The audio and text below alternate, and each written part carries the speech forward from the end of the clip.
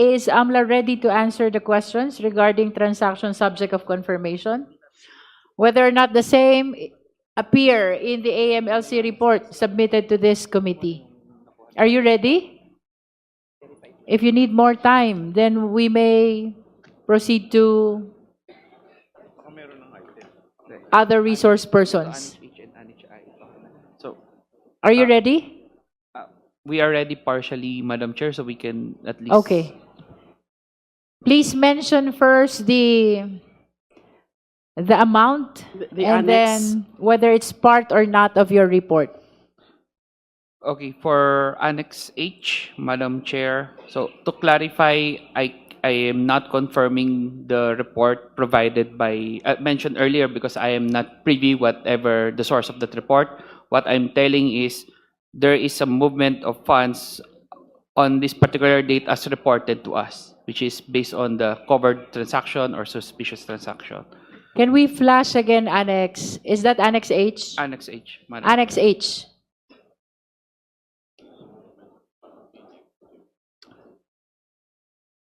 To be responsive to the request of the Honorable De Lima, can you at least say whether that transaction is part of the report of AMLC? Kasama po ba itong transaction na ito sa report ng AMLC na sinumite dito sa Justice Committee? Madam Chair, given that we are only given limited information, I cannot confirm, for example, what's the nature of the transfer, where is the addressee and all. So what we can are only... not inquiring as to the nature of the transfer, just No. whether or not that amount appears as well in the report of the AMLC. I can confirm, Madam Chair, if there is a movement of funds on that same date with the same amount involving the same That amount. will Will be be enough. fine? Yes. Okay. That will be That's enough. Okay. So for Madam Chair, to be clarified, no? When you say, pag sinabi po ninyong movement, ibig sabihin, may deposito? there's Tama a po ba? transaction. There's a transaction. From one transaction to another. Yes, Madam So, ibig Chair. sabihin, may deposito na ganitong amount sa isang bangko, pumasok sa isang bangko. Tama po ba? We'll have to verify if it is a fund transfer or fund out or deposit. Nonetheless, please limit your answer to what appears already Okay. in the report. Okay. So, for the guidance of the members, I think that will be enough response to the query of the Honorable De Lima, that on such date, there is similar transaction appearing in the AMLC report. Yeah. Let us be consistent to the nature of our proceeding, that we are merely determining the existence of probable cause. Thank you, Madam Chair. Next, So, please. For Annex H, can we show again? Annex H, please flash. So for December 9, 2014, on our records, based on our records, there is a transaction amounting to 16,852,832.94. Confirm, Madam Chair. So, similar transaction appear in the AMLC report. Yes, Madam Chair. Next. For March 28, 2014, there is a transaction amounting to 41,721,035 pesos, 0.62. In other words, it's confirmed. Similar transaction appear in the AMLC report. Next.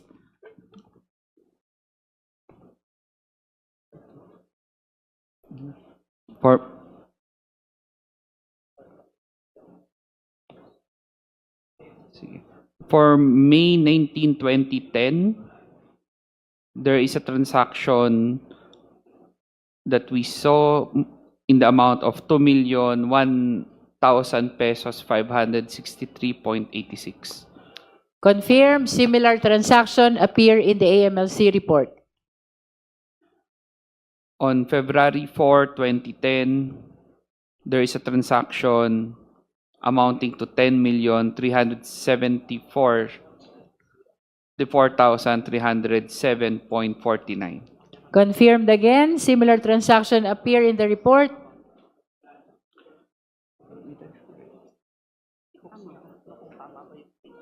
Can we get the last in Annex H?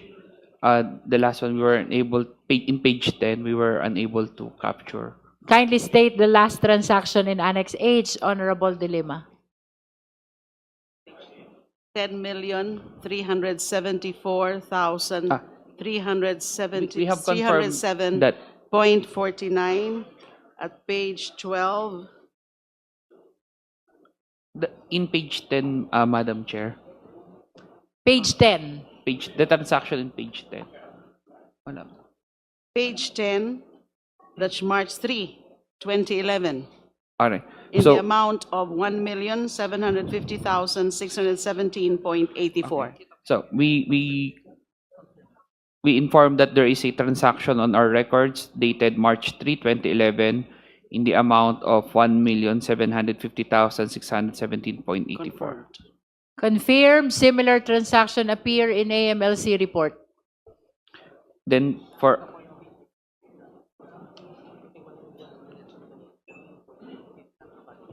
can we ask the last one, the one involving 1 million pesos, the particular date, Madam Chair? Meron ba? Page 9, 1 million. Dated March 28, 2011. 1 million? Yes. March 28, 2011. Okay. We confirm, rather, we inform that there is a transaction in the amount of 1 million on March 28, 2011. Confirmed as well, similar transaction appear in the AMLC report. That's a total of how many transactions, Honorable De Lima? It's supposed to be 5. Total of 5 transactions for Annex H, all confirmed by the AMLC. Similar transactions appear in the AMLC report. Are you ready for the next annex? Yes, Annex I. Annex I. That's the one from Samuel Uy. Sami Uy. Please flash Annex I.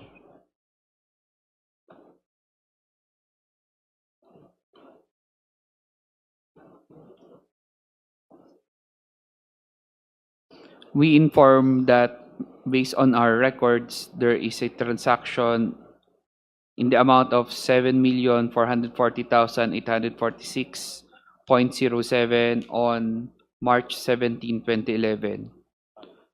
Confirmed. For the first transaction, confirmed. Similar transaction appear in the AMLC report. We inform that on October 25, 2011, there is a transaction in the amount of 7,440,846.07. Likewise confirmed for the second transaction. Similar transaction appear in AMLC report. Third, On April 24, 2012, we informed that there's a transaction in the amount of 7,440,846.07. the third transaction is likewise confirmed. Similar transaction appear in the AMLC report. So this total of 3 transactions appearing in Annex I with the title Sami Uy Payouts to Sara Duterte and Family. All of this were confirmed by the AMLC that similar transactions appear in their report. Madam Chair, point of clarification. Honorable DS J.J. Suarez. Tama po ba ang pagkaunawa ko na ito pong kinukumpirma ng AMLC ay yung mga lumabas sa sinumpaang salaysay ng ating dating Senador Sonny Trillanes? That is correct. So ito po yung mga ilan sa mga bank records na binabanggit. Ngayon po, at nakakailang banggit na po tayo na lumalabas ay tama. At least similar transactions exist in Randomly the selected. AMLC report. These are randomly selected Yes. entries. or Transactions were randomly selected by the Honorable De Lima, and she requested the confirmation of the AMLC whether or not similar transactions appear. And so far, 8 transactions have been confirmed already by the AMLC. Maraming salamat po, 8 Madam out Chair, of for the 8. clarification. Are you ready to continue, AMLC? Yes, Madam Chair. Okay, for what annex is that? Annex B.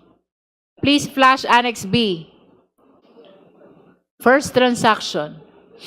So we inform that there is a similar transaction based on our records on June 11, 2015 in the amount of 2,450,000 pesos. Confirm similar transaction appear in the AMLC report. Next. We inform that on December 6, 2013, there is a transaction in the amount of 2,987,542.24. Confirmed as well. Similar transaction appear in the report. We confirm that on January 31, 2012, there is a transaction in the amount of 2,926,594.60. Confirmed again. Similar transaction appear. We inform that on May 19, 2010, there is a transaction in the amount of 2,001,563.86 pesos. Centavos. Third transaction is confirmed. And we inform that there is a transaction on May 14, 2008 in the amount of 2,114,168.43. Confirmed again. Appearing in the report. So that's the 5th one po, Madam Chair. That's So the the fifth. last for, So Annex far we B. have 13 out of 13 transactions randomly selected by the Honorable De Lima, but confirmed to be existing at least as similar transactions in the AMLC report. Ready to continue, AMLC? Madam Chair, may we ask the the Congressman De Lima if we can get again the accounts in Annex A? We were not able to jot down. Annex A. yes po. These are also 5 transactions. Number 9, page 1 of Annex A.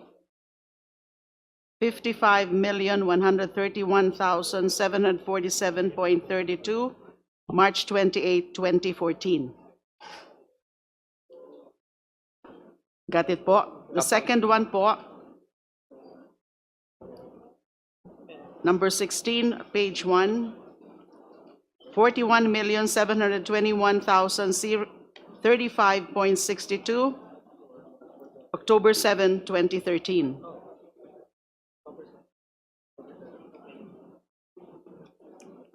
Third, randomly selected entry at page 3, number 44, page 3, amount of 53,817,613.48, February 25, 2010.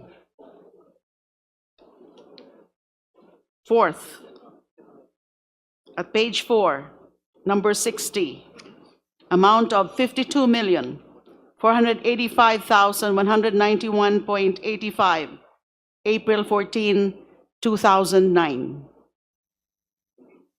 And the fifth one, also at page 4, number 64, 49,281,009.98, May 22, 2007. 5 randomly selected entries from Annex A, joint account of Rodrigo Duterte and Sara Duterte.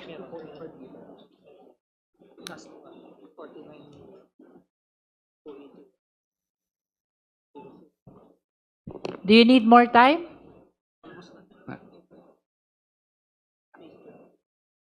Ready to answer? Yes, Madam Chair. You may proceed. We confirm that for all the dates and amounts mentioned, there are similar transactions existing in the AMLC report. Okay. What annex is this again? Annex Annex A. A. So 5 out of 5 transactions randomly selected by Honorable De Lima from Annex A is confirmed by the AMLC, at least that similar transactions appear in their report.